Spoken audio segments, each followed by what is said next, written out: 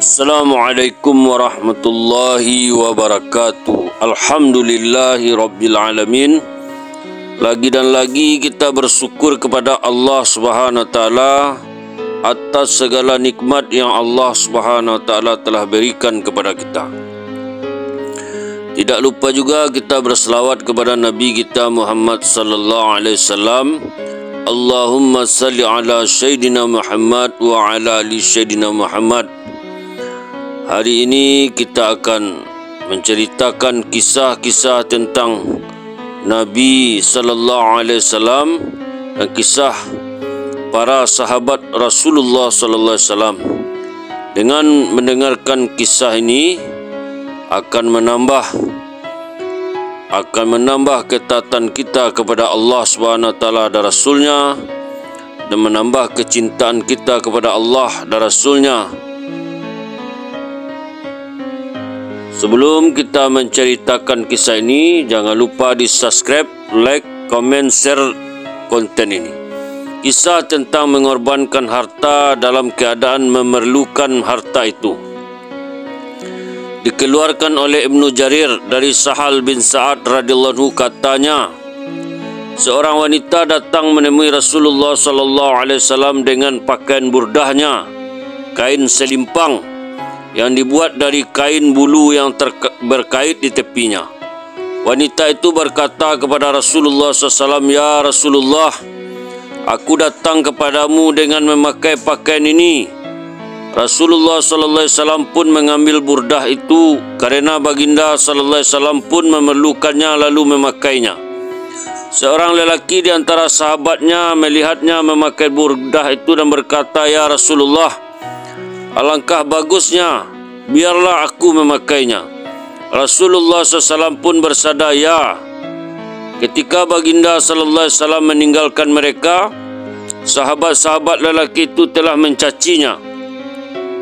"Kamu mengambil kesempatan ketika kamu melihat Rasulullah SAW memakainya karena baginda SAW memerlukannya, kamu juga memintanya diberikan kepadamu. Dan kamu sudah mengetahui bahawa sifat Rasulullah SAW, jika seseorang meminta sesuatu darinya, baginda akan memberikannya." Lelaki Ansar itu berkata, "Demi Allah, tidaklah ada suatu pun yang mendorongku melakukan yang sedemikian itu, kecuali karena aku telah melihat Rasulullah SAW memakainya. Lalu aku meminta darinya agar mendapat keberkahan dan semoga aku akan dikafani dengannya." Dalam riwayat Ibnu Jarir juga dari Sahal radhiyallahu anhu, katanya, suatu ketika sehelai pakaian telah dijahit untuk Rasulullah SAW berupa kain selimpang yang dibuat dari kain bulu yang berwarna hitam dan bagian tepinya berwarna putih. Rasulullah SAW pun keluar menemui sahabat-sahabatnya dan baginda memukul tangannya di atas pahanya sambil berkata, "Apakah kamu tidak melihat ke arah kain ini? Alangkah bagusnya." Seorang Arab Badui berkata, "Ibu dan bapakku sebagai tebusan ya Rasulullah, hadiahkanlah kepadaku." Sudah menjadi kebiasaan Rasulullah SAW tidak akan menolak permintaan orang lain. Maka beliau menghadiahkan kepada lelaki Arab Badui itu. Rasulullah SAW meminta dibawakan kepadanya 2 helai pakaian lamanya, lalu memakai kedua-duanya dan memerintahkan disediakan untuknya kain yang sama yang telah diberikan kepada lelaki itu, tetapi tidak sempat memakainya sampai beliau wafat. Sedangkan pakaian itu masih berada di tukang tenun, Kanzul Umal. Kisah tentang Abu Ukail radhiyallahu anhu dikeluarkan oleh Tabrani dari Abu Ukail radhiyallahu anhu bahawa ia telah menghabiskan waktu malamnya dengan mengangkat air yang diletakkan di belakangnya dengan upah 2 sak kurma. Kemudian 1 sak diberikan kepada keluarganya dan 1 sak lagi dikorbankannya di jalan Allah Subhanahu wa taala. Ia datang menemui Rasulullah SAW dengan membawa buah kurma itu. Ia memberitahu perihal dirinya kepada Rasulullah SAW. Maka Rasulullah SAW pun bersabda, "Ini disedekahkan di jalan Allah." Orang-orang munafikun berkata untuk mempermainkannya, lelaki ini ingin mendekatkan diri kepada Allah dengan buah kurma sebanyak ini.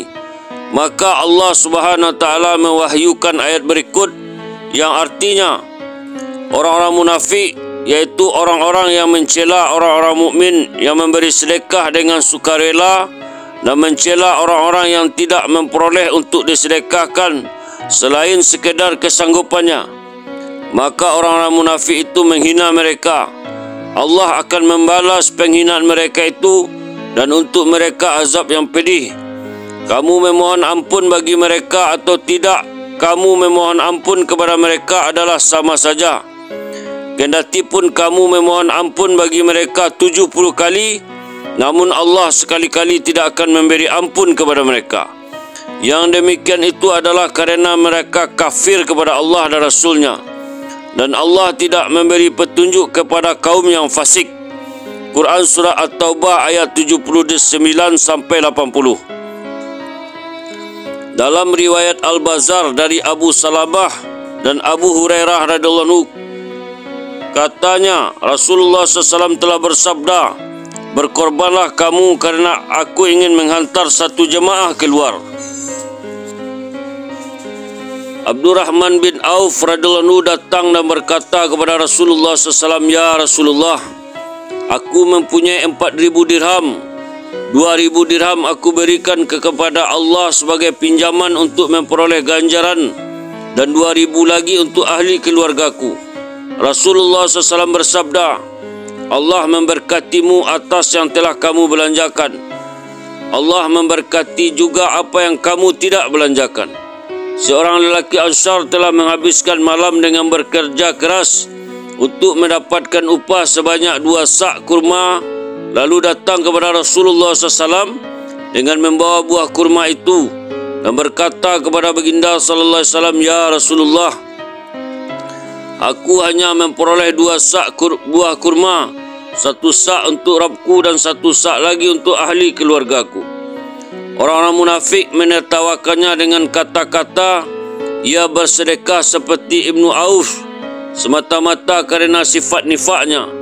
Allah dan Rasulnya tidak memerlukan 1 sak buah kurma itu. Oleh kerana itu Allah Subhanahu wa taala mewahyukan ayat berikut ini kepada Rasulullah SAW, yang artinya orang-orang munafik yaitu orang-orang yang mencela orang-orang mukmin yang memberi sedekah dengan sukarela dan mencela orang-orang yang tidak memperoleh untuk disedekahkan selain sekedar kesanggupannya.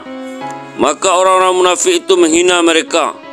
Allah akan membalas penghinaan mereka itu dan untuk mereka azab yang pedih. Kamu memohonkan ampun bagi mereka atau tidak, kamu mohon ampun kepada mereka adalah sama saja. Kendati pun kamu memohonkan ampun bagi mereka 70 kali, namun Allah sekali-kali tidak akan memberi ampun kepada mereka. Yang demikian itu adalah kerana mereka kafir kepada Allah dan Rasulnya, dan Allah tidak memberi petunjuk kepada kaum yang fasik. Quran Surah At-Taubah ayat 79 sampai 80. Kisah tentang Abdullah bin Zaid radhiyallahu anhu dikeluarkan oleh Al-Hakim dari Abdullah bin Zaid bin Abdul Rahbah yang telah melihat dalam mimpinya bahawa ia datang menemui Rasulullah sallallahu alaihi wasallam dan berkata, ya Rasulullah, kebunku ini adalah untuk sedekah kepada Allah dan Rasulnya. Maka kedua ibu bapaknya pun datang dan berkata kepada Rasulullah SAW, ya Rasulullah, kebun ini adalah sumber pendapatan kami. Lalu Rasulullah SAW mengembalikan kebun itu. Kemudian kedua ibu bapaknya meninggal dunia dan diwariskan oleh anak keduanya setelah mereka. Alhamdulillah, itulah kisah-kisah tentang Nabi dan para sahabat Rasulullah SAW. Dengan kita mendengarkan kisah Nabi dan para sahabat, dapat kita menirunya bahwasanya Nabi dan para sahabat Rasulullah SAW orang-orang yang telah sukses, orang-orang yang telah berjaya baik di kehidupan dunia maupun di kehidupan akhirat. Untuk itu kita perlu mencontohnya. Kita tutup majlis Kita tutup dengan doa. Subhanallah wa bihamdihi, subhanallah wa bihamdika, asyhadu an la ilaha illa anta, astaghfiruka wa atubu ilaik. Assalamualaikum warahmatullahi wabarakatuh.